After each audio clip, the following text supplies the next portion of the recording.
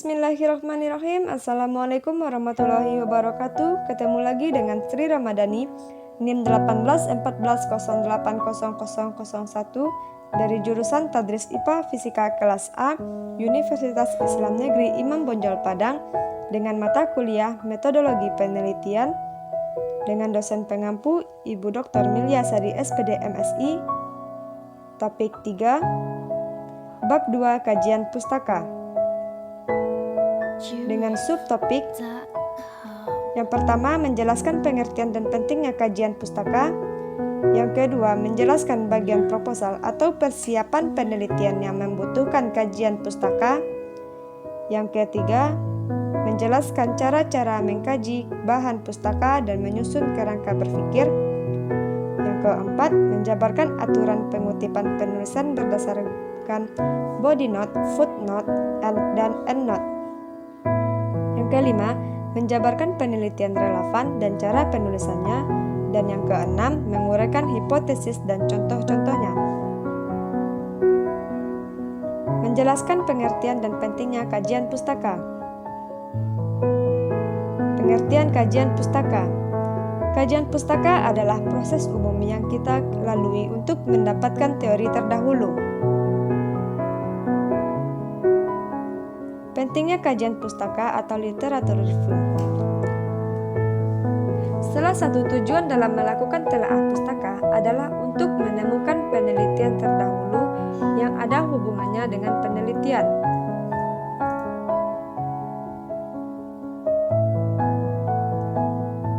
Menjelaskan bagian proposal atau persiapan penelitian yang membutuhkan kajian pustaka.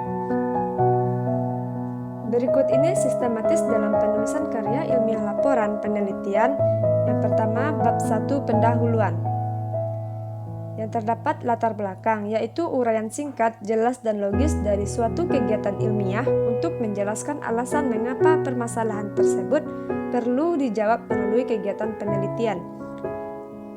Yang kedua, rumusan masalah, yaitu pernyataan kritis atau argumentasi yang diambil intinya dari pernyataan umum dari masalah penelitian, sebagaimana tercantum dalam latar belakang masalah. Yang ketiga, tujuan penelitian, yaitu uraian manfaat tentang hasil karya ilmiah yang diunggulkan dan dapat disumbangkan dari hasil penelitian. Tinjauan pustaka.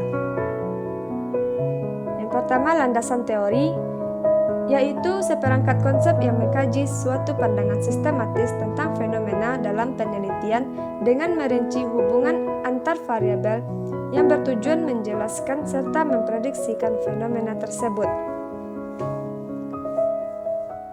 Yang kedua, hipotesis penelitian, yaitu kesimpulan sementara berdasarkan penelitian yang akan dilakukan seorang peneliti. Pembahasan. Yang pertama, gambaran umum objek penelitian, yaitu menguraikan secara umum objek penelitian yang akan diteliti. Yang kedua, deskripsi hasil penelitian, yaitu menguraikan hasil penelitian berdasarkan hasil data yang diperoleh dari lapangan. Yang ketiga, pengujian hipotesis, yaitu menguraikan pemaparan data yang diperoleh dari lapangan penelitian untuk menguji apakah data yang didapat itu mendukung hipotesis yang ada atau tidak.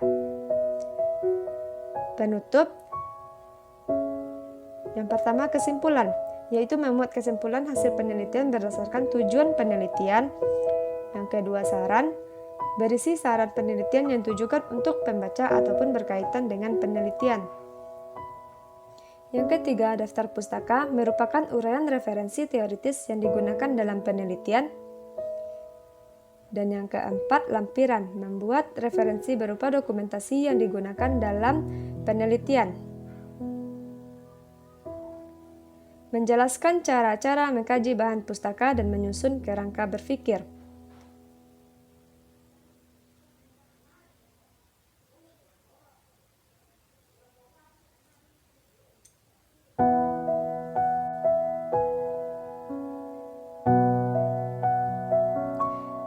Cara-cara mengkaji bahan pustaka. Yang pertama, mulailah dengan mengidentifikasi kata kunci topik penelitian untuk mencari materi, referensi, dan bahan pustaka yang terkait.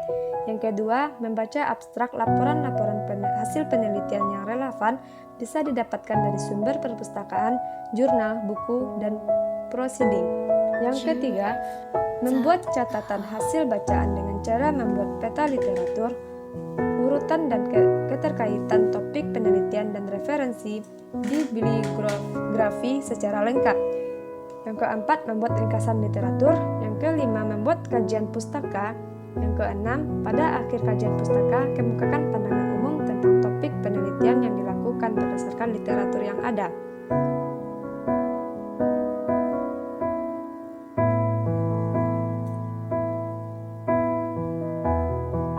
Cara menulis kerangka berpikir. Yang pertama, kerangka teoritis atau paradigma. Ialah uraian yang menegaskan tentang teori apa yang dijadikan landasan yang akan digunakan untuk menjelaskan fenomena yang diteliti. Yang kedua, kerangka konseptual ialah uraian yang menjelaskan konsep-konsep apa saja yang terkandung di dalam asumsi teoritis yang akan digunakan untuk mengabstraksikan unsur-unsur yang terkandung di dalam fenomena yang akan diteliti dan bagaimana hubungan di antara konsep-konsep tersebut. Yang ketiga, kerangka operasional ialah uraian tentang variabel-variabel apa saja yang diturunkan dari konsep-konsep terpilih tadi dan bagaimana hubungan di antara variabel-variabel tersebut, serta hal-hal apa saja yang dijadikan indikator yang mengukur variabel-variabel yang bersangkutan.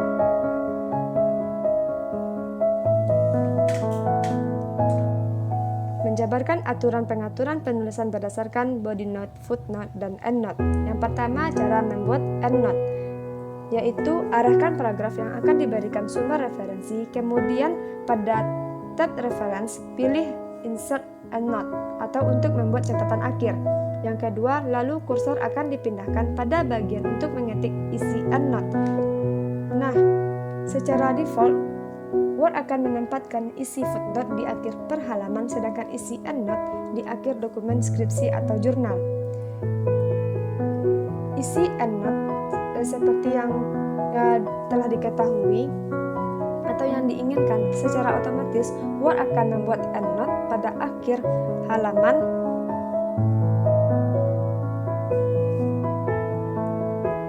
Yang kedua, cara membuat body note. Yang pertama, buka file skripsi atau jurnal yang sudah jadi menggunakan Microsoft Word, pilih tab reference untuk menambah referensi body note. Isi beberapa data sumber body note yang akan digunakan seperti title, year, cite, dan publisher, lalu klik OK. Yang kedua, letakkan kursor di akhir paragraf yang akan dikasih body note, kemudian klik insert caption pada tab reference, pilih referensi pada mana yang berhubungan dengan paragraf tersebut yang sudah kamu masukkan sebelumnya, maka akan langsung muncul body note di akhir paragraf. Yang ketiga, bila ingin menambahkan yang lain, maka ulangi lagi cara tersebut pada akhir paragraf yang akan diberi kutipan sumber. Yang ketiga, cara membuat footnote. Yang pertama, buka Microsoft Word di laptop atau komputer. File Word yang sudah mengandung kaya tulisan itu kemudian akan dimasukkan beberapa keterangan footnote untuk memberikan keterangan sumber terkait. Yang kedua, klik tab reference, kemudian pilih insert footnote. Secara otomatis Word akan menambahkan bagian bawah dengan garis di atasnya seperti gambar.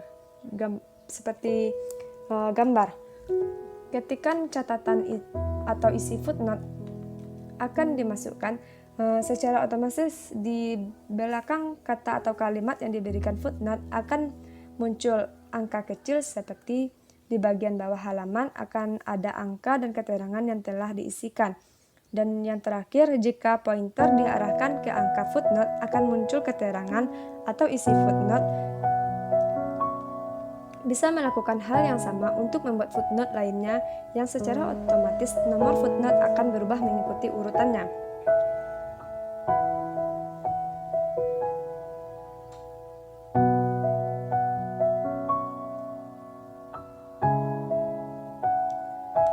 Jabarkan penelitian relevan dan cara penulisannya. Penelitian yang relevan yaitu penelitian ini mengenai pengembangan perangkat pembelajaran IPA berbasis karakter pada materi perubahan kenampakan bumi dan benda langit untuk siswa kelas 10 di SMA.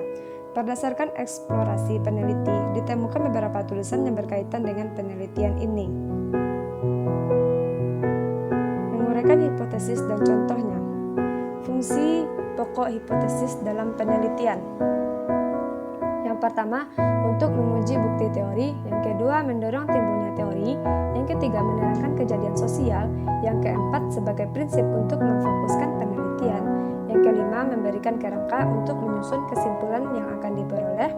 Yang keenam, memberikan gagasan terkini untuk mengembangkan suatu teori.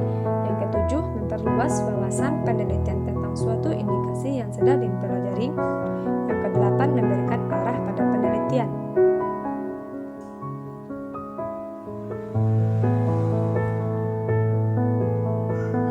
Jenis-jenis hipotesis. Yang pertama, hipotesis nol atau H0. Ialah hipotesis yang menerangkan tidak adanya hubungan antara variabel independen dan variabel dependen.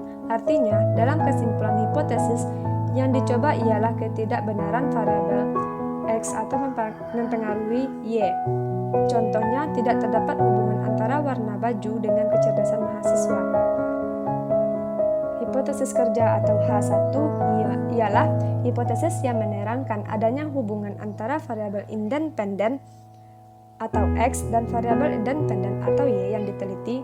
Peroleh perhitungan H1 tersebut akan dipakai sebagai dasar menyelidiki informasi penelitian. Contohnya, dari segi format hipotesa yang baik dan terdiri dari 3 bagian penting di atas.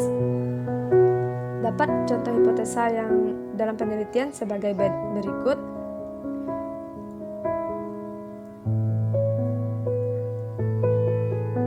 Yang pertama, pernyataan atau jika maka. Contohnya, jika siswa mengalami tekanan dalam belajar yang lebih rendah, maka mereka akan memperoleh kepuasan belajar yang lebih tinggi.